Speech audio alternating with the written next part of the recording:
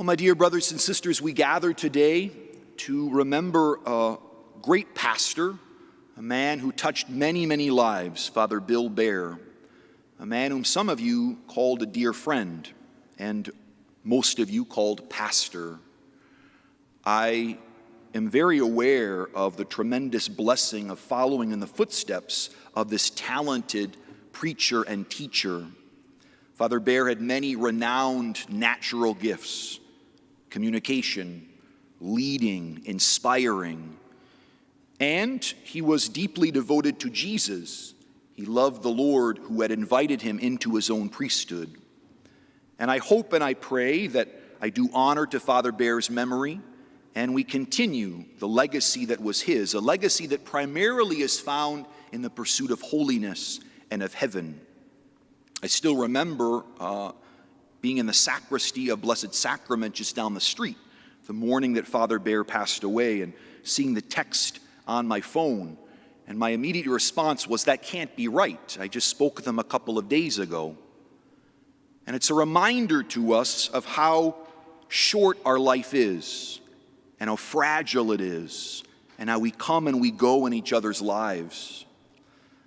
I believe that one of the final homilies that Father Baer preached was on this mystery of entering and exiting one another's lives, the mystery of coming in and going out. And while we are together to support one another and to challenge one another and to thank God for the special gifts of individuals who come into our lives who change us forever, lives like beloved priests, lives like parents.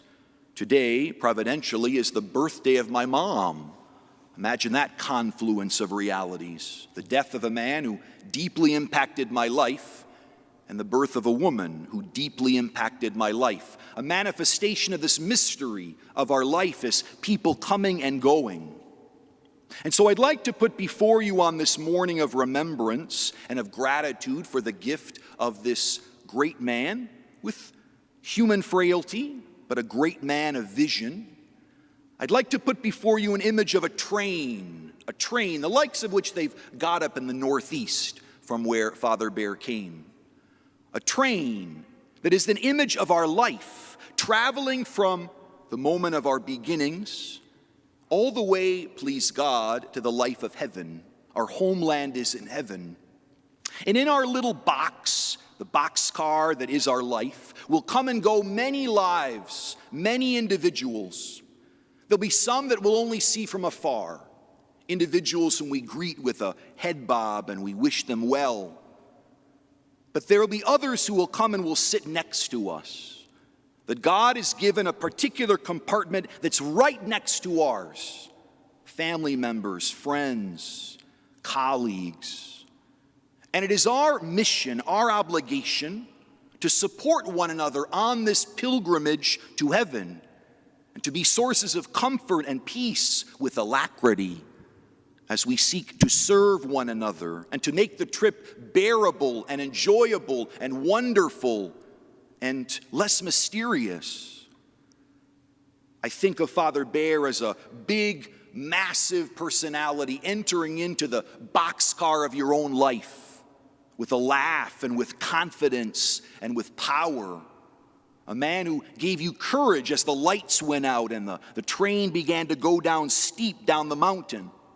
I think about a man who laughed with you and challenged you and reminded you to be a son or a daughter of God, to stand fast in the faith despite the challenges, despite the difficulties all around us, to be men and women of hope and of joy. I think about my own mom. She is a passenger coming in and helping a little boy not be afraid. A little boy terrified of the dark.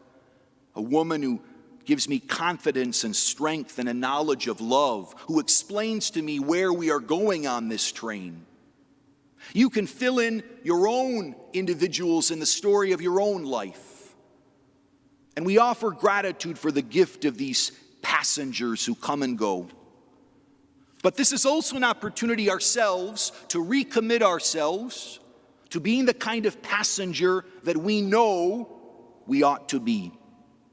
Are we the kind of passenger that complains? And the person sitting across for us is thinking to himself, gosh, when is this person going to leave my compartment? Are we the kind of passenger that is totally devoid of concern for the suffering and the fear of the fellow passenger across the table, trying desperately to avoid eye contact so that I won't be invited into their life?